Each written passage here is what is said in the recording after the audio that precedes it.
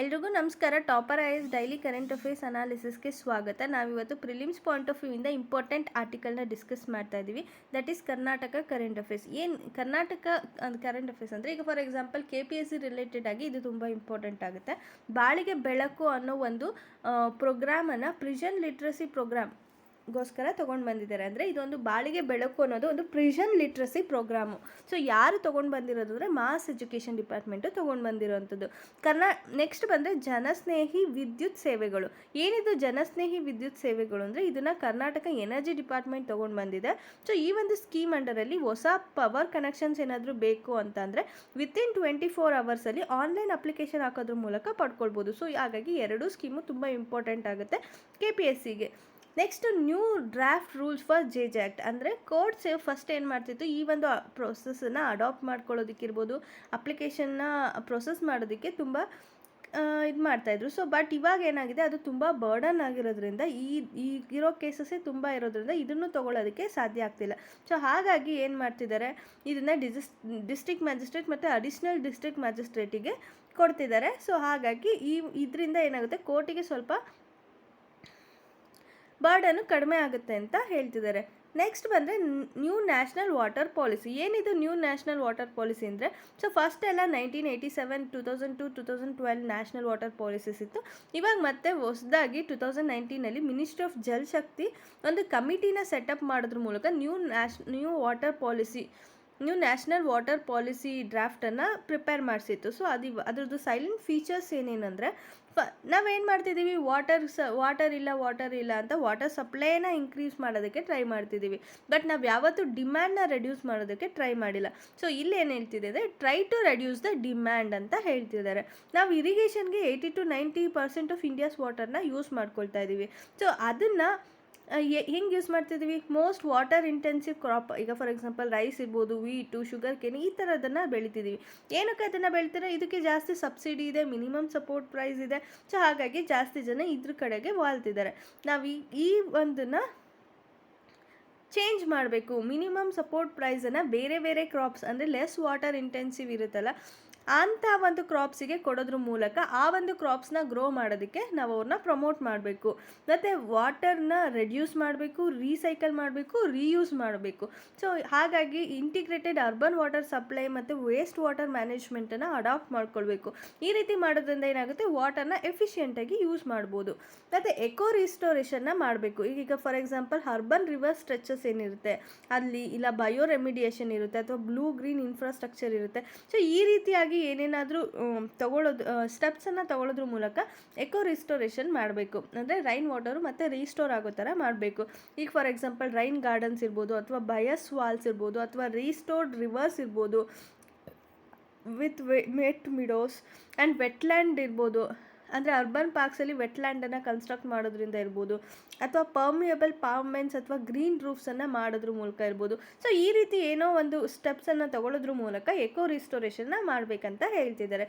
ಮತ್ತು all non portable use, for example flushing ಇರ್ಬೋದು, fire protection ಇರ್ಬೋದು, ವೆಹಿಕಲ್ ವಾಷಿಂಗ್ ಇರ್ಬೋದು, ಇದೆಲ್ಲನೂ ಕೂಡ treated waste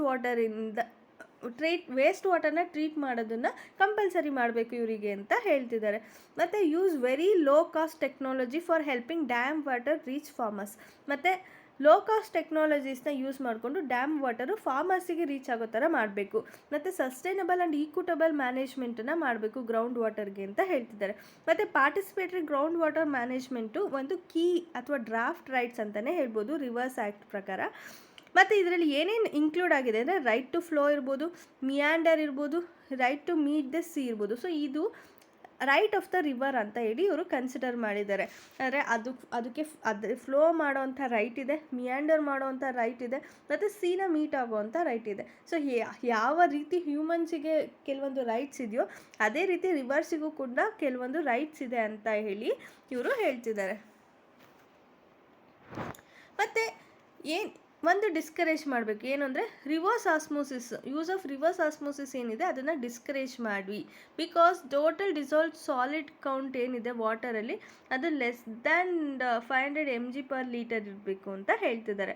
so government department ಏನಂತ ಹೇಳ್ತಿದ್ದಾರೆ ಅಂದರೆ ಇಟ್ಸ್ ನಾಟ್ ವರ್ಕಿಂಗ್ ಸಿಲ್ಲೋಸ್, ಅಂದರೆ ಗೌರ್ಮೆಂಟ್ ಡಿಪಾರ್ಟ್ಮೆಂಟು ಕರೆಕ್ಟಾಗಿ ವರ್ಕ್ ಮಾಡ್ತಿಲ್ಲ. ಈಗ ಫಾರ್ ಎಕ್ಸಾಂಪಲ್ ಇರಿಗೇಷನ್ ಅಥವಾ ಡ್ರಿಂಕಿಂಗ್ ವಾಟರ್ ಮೇಲೆ ಅಥವಾ ಸರ್ಫೇಸ್ ಅಥವಾ ಗ್ರೌಂಡ್ ವಾಟರ್ ಮೇಲೆ ಅಂತ ಹೇಳ್ತಿದ್ದಾರೆ.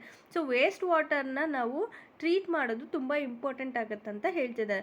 ಮತ್ತು creation of unified multi disciplinary ಅಥವಾ multi stake holder national water ಕಮಿಷನನ್ನು ಕ್ರಿಯೇಟ್ ಮಾಡೋದು ತುಂಬ ಇಂಪಾರ್ಟೆಂಟ್ ಆಗುತ್ತೆ. ಸೊ ಇಲ್ಲಿ ಎಕ್ಸ್ಪರ್ಟ್ಸ್ ಇರ್ತಾರೆ ವಾಟರ್ ಮ್ಯಾನೇಜ್ಮೆಂಟ್ ಮೇಲೆ, ಇಟ್ಸ್ ಜಸ್ಟ್ ಇಂಜಿನಿಯರ್ಸ್ ಅಲ್ಲ, ಎಕ್ಸ್ಪರ್ಟ್ ಇರ್ತಾರೆ. ಸೊ ಹಾಗಾಗಿ ಇವರು ಕರೆಕ್ಟ್ ಸ್ಟೆಪ್ಸನ್ನು ಹೇಳ್ತಾರೆ ಅನ್ನೋದು ಒಂದು ನಂಬಿಕೆ ಅಂತಲೇ ಹೇಳ್ಬೋದು. ನೆಕ್ಸ್ಟ್ ಆರ್ಟಿಕಲಿಗೆ ಹೋಗೋದಾದರೆ right to bail. So supreme court ಏನಂತ ಹೇಳ್ತಿದೆ, ಬೇಲನ್ನು ಕೊಟ್ಟಿದೆ. ಯಾರಿಗೆ ಅಂದರೆ ಈ ಒಂದು ಅನ್ಲಾಫುಲ್ ಆ್ಯಕ್ಟಿವಿಟೀಸ್ ಪ್ರಿವೆನ್ಷನ್ ಆ್ಯಕ್ಟ್ ಅಂಡರಲ್ಲಿ ಯಾರನ್ನು ಅರೆಸ್ಟ್ ಮಾಡಿದ್ರು ಅವ್ರಿಗೆ ಬೇಲನ್ನು ಕೊಟ್ಟಿದೆ. ಕೇರಳದಲ್ಲಿ ಒಬ್ಬರು ಯೂತಿಗೆ, ಇವರಿಗೆ ಮಾವೋಯಿಸ್ಟ್ ಲಿಂಕ್ ಇದೆ ಅಂತ ಹೇಳಿ ಅವರನ್ನು ಅರೆಸ್ಟ್ ಮಾಡಿದರು. ಬಟ್ ಸುಪ್ರೀಂ ಕೋರ್ಟು ಬೇಲ್ ಕೊಡಬೇಕಾದ್ರೆ ಏನಂತ ಹೇಳಿದೆ ಅಂದರೆ ಇವರು ಅವ್ರ ಜೊತೆ ಅಸೋಸಿಯೇಟ್ ಆಗಿದ್ದಾರೆ ಅಥವಾ ಸಪೋರ್ಟನ್ನು ಕೊಟ್ಟಿದ್ದಾರೆ ಅಥವಾ ಟೆರರಿಸ್ಟ್ ಆರ್ಗನೈಸೇಷನ್ ಜೊತೆ ಇದ್ದಾರೆ ಅನ್ನೋದು ನಾಟ್ ಸಫಿಷಿಯೆಂಟು, ಅವರು ಅಫೆನ್ಸ್ ಮಾಡಿದ್ದಾರೆ ಅಂತ ಪ್ರೂವ್ ಮಾಡೋದಕ್ಕೆ ಅಂತ ಹೇಳಿದೆ. ಈಗ for example association and support have be with intention of furthering activities, ಅಂದರೆ ಸಪೋರ್ಟ್ ಅಥವಾ ಅಸೋಸಿಯೇಟ್ ಆಗೋದು ಅವರಿಗೆ ಫರ್ದರ್ ಆ ಆ್ಯಕ್ಟಿವಿಟೀಸ್ನಲ್ಲಿ ಇನ್ವಾಲ್ವ್ ಆಗಬೇಕು ಅನ್ನೋ ಒಂದು ಇಂಟೆನ್ಷನ್ ಇದೆ ಅನ್ನೋದನ್ನು ಪ್ರೂವ್ ಮಾಡಿದ್ರೆ ಮಾತ್ರ ಅವ್ರನ್ನ ಅಕ್ಯೂಸ್ಡ್ ಅಂತ ನಾವು ಕನ್ಸಿಡರ್ ಮಾಡೋಕ್ಕಾಗುತ್ತೆ ಅಂತ ಹೇಳಿ ಸುಪ್ರೀಂ ಕೋರ್ಟ್ ಹೇಳ್ತಿದೆ. At a formative engage the accuse might have been fascinated by propagating by CPI. So ಅಂದರೆ ಅವರ ಐಡಿಯಾಸಿಂದ ಇವರು ಎಂಗೇಜಲ್ಲಿ ಏನು ಫ್ಯಾಸಿನೇಟ್ ಆಗಿರ್ಬೋದು, ಬಟ್ ಅವರ ಆ್ಯಕ್ಟಿವಿಟಿನಲ್ಲಿ ಮಾಡಿದ್ದಾರೆ ಅನ್ನೋದಕ್ಕೆ ಯಾವುದೇ ರೀತಿಯಾದಂಥ ಪ್ರೂಫ್ ಇಲ್ಲ ಅಂತ ಹೇಳಿ ಹೇಳ್ತಿದ್ದಾರೆ. So possession of various documents, ಏನು ಡಾಕ್ಯುಮೆಂಟ್ಸನ್ನು ಸಬ್ಮಿಟ್ ಮಾಡಿದ್ದಾರೆ ಅವರು ಅದರಲ್ಲಿ ಯಾವುದೇ ರೀತಿಯಾದಂಥ ಮೆಟೀರಿಯಲ್ಸ್ ಇಲ್ಲ. ಈವನ್ ಚಾರ್ಜ್ ಶೀಟಲ್ಲೂ ಕೂಡ ಅವರು ಆ್ಯಕ್ಟಿವ್ ಪಾರ್ಟಿಸಿಪೇಟ್ ಮಾಡಿದ್ದಾರೆ ಅನ್ನೋದಕ್ಕೆ ಯಾವುದೇ ರೀತಿಯಾದಂಥ ಮೆಟೀರಿಯಲ್ಸ್ ಇಲ್ಲ. ಸೊ ಹಾಗಾಗಿ ಅವರಿಗೆ ಬೇಲನ್ನು ಸ್ಯಾಂಕ್ಷನ್ ಮಾಡಿದ್ದಾರೆ. ನೆಕ್ಸ್ಟ್ ಬಂದರೆ ಕೊಂಕಣ್ ಶಕ್ತಿ 21. ಏನಿದು ಕೊಂಕಣ್ ಶಕ್ತಿ 21 ಅಂದರೆ ಇದೊಂದು ಬೈಲ್ಯಾಟ್ರಲ್ ಟ್ರೈ ಸರ್ವಿಸ್ ಎಕ್ಸಸೈಸ್ ಅಂತಲೇ ಹೇಳ್ಬೋದು. ಸೊ ಯಾರ್ಯಾರ ಮಧ್ಯೆ ಅಂದರೆ ಇಂಡಿಯಾ ಮತ್ತು UK ಮಧ್ಯೆ ನಡೀತಾ ಇದೆ, ಎಲ್ಲಿ ಅರೇಬಿಯನ್ ಸೀನಲ್ಲಿ. ಸೊ ನೆಕ್ಸ್ಟ್ ಬಂದರೆ Agni five is tested by strategic forces command. ಇದೊಂದು ಜಾಯಿಂಟ್ ಟ್ರೈ ಸರ್ವಿಸ್ ಕಮಾಂಡ್ ಅಂತಲೇ ಹೇಳ್ಬೋದು. ಏನಕ್ಕೋಸ್ಕರ ರೆಸ್ಪಾನ್ಸಿಬಲ್ ಆಗಿದೆ ಅಂದರೆ ಕಂಟ್ರೀಸ್ ನ್ಯೂಕ್ಲಿಯರ್ ವೆಪನ್ಸ್ಗೋಸ್ಕರ ಇದು ರೆಸ್ಪಾನ್ಸಿಬಲ್ ಆಗಿದೆ. It has A range of at least 5,000 kilometers but get classified into intercontinental ballistic missile. So it is minimum of 5,500 kilometers. Agni-6 ಅನ್ನೋದು next 8,000 kilometer ಇದೆ. So ಇದಕ್ಕೆ ICBM tag ಕೂಡ ಇದೆ. So successful trial ಆಗಿದೆ. The nuclear capable Agni five has launch weight of 50,000 kg, can carry war head around 1,500 kg.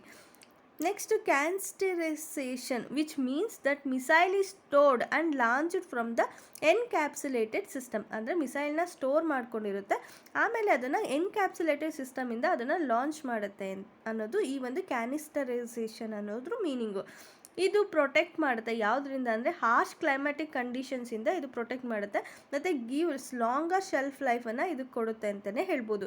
ಅಗ್ನಿ-5 ಒಂದು canisterated missile, which means it can be launched from the road, rail and platform and making it easier to be deployed and launched quickly ಅಂತ ಹೇಳ್ಬೋದು.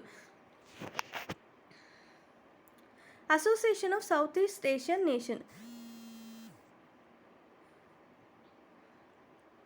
Association of Southeast Asian nation agreed with China and Australia to upgrade their relationship comprehensive strategic partnership. So ಅಂದರೆ ಈ ಒಂದು Asian countries ಏನು ಮಾಡಿದ್ದಾರೆ, China ಮತ್ತು Australia ಮಧ್ಯೆ comprehensive strategic partnership ರಿಲೇಷನ್ಶಿಪ್ನ ಅಪ್ಗ್ರೇಡ್ ಮಾಡ್ಕೊಳ್ಳೋದಕ್ಕೆ ಒಪ್ಕೊಂಡಿದ್ದಾರೆ. So national committee on transmission, power ministry ಏನಿದೆ, national committee on transmission. So ಇವ್ರು ಏನು ಮಾಡ್ತಿದ್ದಾರೆ, ಒಂದು ಟ್ರ್ಯಾಕ್ ಪ್ಲ್ಯಾನಿಂಗ್ ಅಪ್ರೂವ್ ಮಾಡಿದ್ದಾರೆ. ಏನಕ್ಕೋಸ್ಕರ, ಪವರ್ ಟ್ರಾನ್ಸ್ಮಿಷನ್ ಪ್ರಾಜೆಕ್ಟನ್ನು ಇಂಪ್ರೂವ್ ಮಾಡೋದಕ್ಕೋಸ್ಕರ. So it's power was increase for faster approval of inter state renewable energy. So ಅಂದರೆ ಇಂಟರ್ ಸ್ಟೇಟ್ ಮತ್ತು ರಿನ್ಯೂವಬಲ್ ಎನರ್ಜಿನ ಫಾಸ್ಟಾಗಿ ಅಪ್ರೂವ್ ಮಾಡೋದಕ್ಕೆ ಇದು ಹೆಲ್ಪ್ ಮಾಡುತ್ತೆ ಮತ್ತು ಪವರ್ ಜನ್ರೇಷನ್ನ ಕೂಡ ಇನ್ಕ್ರೀಸ್ ಮಾಡೋದಕ್ಕೆ ಹೆಲ್ಪ್ ಮಾಡುತ್ತೆ ಅಂತಲೇ ಹೇಳ್ಬೋದು. That's all for today. ನಿಮ್ಗೆ ಇದರಲ್ಲಿ ಯಾವುದೇ ರೀತಿಯಾದಂಥ ಡೌಟ್ಸ್ ಇದ್ದರೆ ಕಮೆಂಟ್ ಸೆಕ್ಷನಲ್ಲಿ ಕೇಳ್ಬೋದು. ನಿಮ್ಗೆ ಈ ಒಂದು ವಿಡಿಯೋ ಇಷ್ಟ ಆಗಿದ್ರೆ ಲೈಕ್ ಮಾಡಿ, ಶೇರ್ ಮಾಡಿ ಹಾಗೂ ಟಾಪರ್ IAS ಚಾನಲನ್ನು ಸಬ್ಸ್ಕ್ರೈಬ್ ಮಾಡ್ಕೊಳ್ಳಿ. Thank you all.